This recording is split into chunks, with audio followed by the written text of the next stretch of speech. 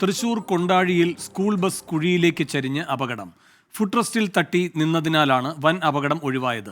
വിദ്യാർത്ഥികളെ മറ്റൊരു ബസ്സിൽ സ്കൂളിലെത്തിച്ചു.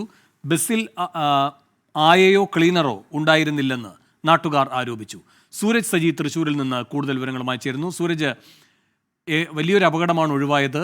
എന്താണ് വിശദാംശങ്ങൾ? വേണു, എന്തായാലും തലനാരിഴയ്ക്ക് വലിയൊരു അപകടം ഒഴിവായതിന്റെ ആശ്വാസമാണ്.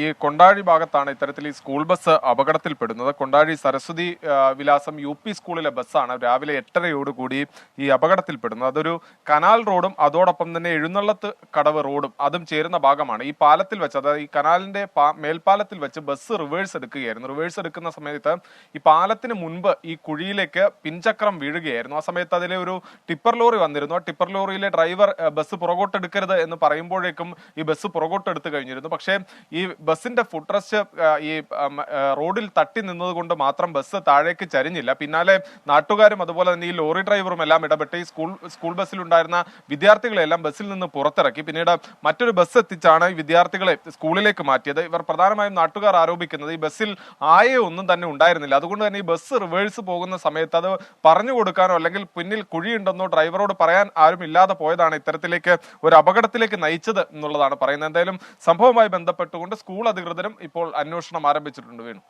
സൂരജ് സജിയാണ് തൃശൂരിൽ നിന്ന് വിശദാംശങ്ങൾ നൽകിയത്.